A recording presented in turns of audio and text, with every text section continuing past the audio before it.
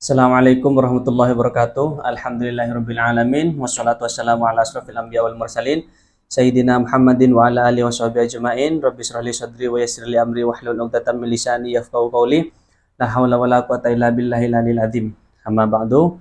Qala al-musannifu rahimallahu taala wa nafa'ana bi ulumihi wa madana bi asrari fid darin amin. Bismillahirrahmanirrahim. Al-ulfatu. Sekarang bab ini akan merangkan tentang ulfah. Apa itu ulfah?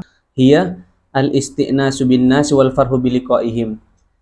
Yang dinamakan ulfah ialah ramah tamah terhadap manusia dan bahagia ketika bertemu dengan mereka.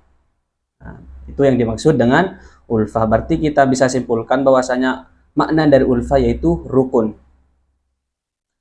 Wasbabuha khamsatun. Dan sebab dari ulfah di sini ada 5 perkara. Apa saja yang 5 tersebut? Yang awwaluha ad-din. Awwaluha ad-din. Yang pertama yaitu dengan sebab agama. Mengapa? Li'anna kamalal iman yujibul atfa. Karena kesempurnaan iman akan menyebabkan sebuah kasih sayang. Dalam artian, ketika orang telah sempurna imannya, maka mereka akan mempunyai sifat kasih sayang dan mengasihi, menyayangi terhadap orang lain, lebih-lebih sesama muslim. Oleh karena itu, dengan sebab din ataupun agama akan terjalinlah sebuah kerukunan antara satu sama lain. Wasaniha an-nasabu. Dan yang kedua yaitu nasab ataupun keturunan. Mengapa? Li'annal insan yahnu ala aqaribihim wa yatawaddadu ilaihim wa yakful adha anhum. Karena setiap manusia itu akan cenderung terhadap kerabatnya dan juga akan mencintai mereka dan juga akan mencegah sesuatu yang bisa menyakiti mereka. Nah, di sini sebab dari adanya kerukunan ataupun kedamaian yaitu nasab ataupun keturunan. Karena ketika kita mempunyai hubungan darah ataupun hubungan rahim dengan seseorang, maka orang tersebut akan cenderung mencintai kita dan melindungi kita dari mara bahaya. Oleh karena itu, salah satu sebab dari kerukunan adalah nasab. Walaupun banyak orang-orang yang bermusuhan dengan kerabat, akan tetapi pada dasarnya mereka saling mencintai ataupun pada awalnya mereka saling mencintai. Akan tetapi disebabkan sebuah permasalahan ataupun konflik antara mereka, dan juga mereka tidak bisa menahan emosi, maka terjadilah sebuah perpecahan ataupun permusuhan. Namun pada dasarnya ketika kita senasab, maka kita akan cenderung mencintai antara satu sama lain terhadap kerabat kita.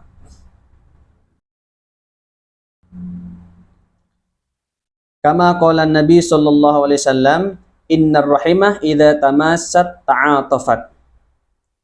Seperti halnya sabda Nabi yaitu sesungguhnya kasih sayang apabila saling bersentuhan akan menimbulkan simpati. Nah, ini merupakan salah satu dalil bahwa nasab akan menyebabkan sebuah kerukunan.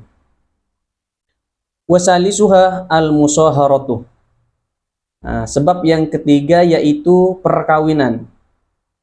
Mengapa? Li'annal insan idza ahabba irsahu ahabba kullaman yantami ilaiha. Karena setiap manusia ketika sudah cinta terhadap istrinya, maka dia akan cinta pula terhadap semua orang yang berhubungan dengannya. Dalam artian keluarga istri ataupun kerabat istri. Begitu pula sebaliknya, ketika seorang istri sudah cinta terhadap suami, maka dia juga akan cinta terhadap seluruh orang yang berhubungan dengannya, baik meliputi keluarganya ataupun kerabatnya. Akan tetapi juga sering kita ketahui atau lihat bahwasanya banyak orang-orang yang bermusuhan dengan mertuanya, dengan kerabat-kerabat istrinya, begitu pula istri bermusuhan dengan kerabat suaminya.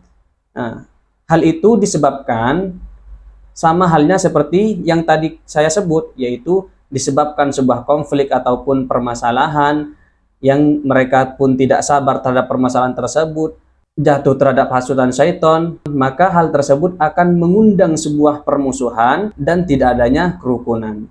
Akan tetapi pada dasarnya ataupun pada mulanya, dengan perkawinan mereka akan saling mencintai antara satu sama lain dan akan membentuk kerukunan.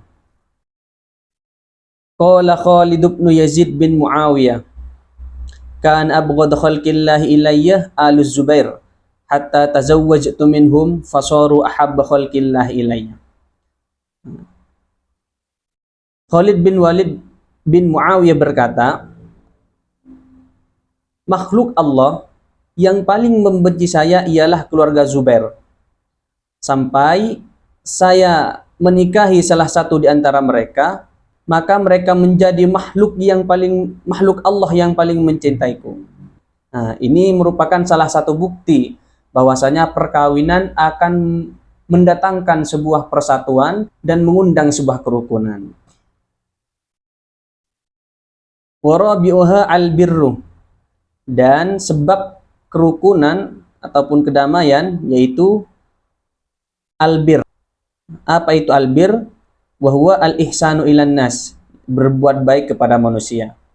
Nah, berarti salah satu dari terjalinnya sebuah kerukunan yaitu ketika kita berbuat baik kepada manusia. Qala asy-sya'ir ahsin ilan nas tasta'id qulubahum fatalama sta'badal insan ihsanu. Ahsin ilan nas tasta'id qulubuhum, berbuat baiklah kepada manusia, niscaya hati mereka akan tunduk kepadamu. Fatalama sta'badal insan ihsanu, seringkali kita jumpai bahwasanya kebaikan bisa menundukkan manusia. Nah, ini merupakan salah satu dalil bahwasanya kebaikan bisa mendatangkan kerukunan. Karena dengan kita melakukan kebaikan kepada orang lain, maka orang lain tersebut tidak akan ada rasa benci ataupun rasa buruk kepada kita. Oleh karena itu, dengan kita menolong orang lain, maka akan terbentuklah sebuah kerukunan. Wa khamisuha al-ikha'u, dan sebab yang kelima ataupun yang terakhir yaitu persaudaraan. Kama akha Rasulullah sallallahu alaihi wasallam bainal muhajirin wal ansar litaqwa rabitatuhum wa tazida ulfatuhum.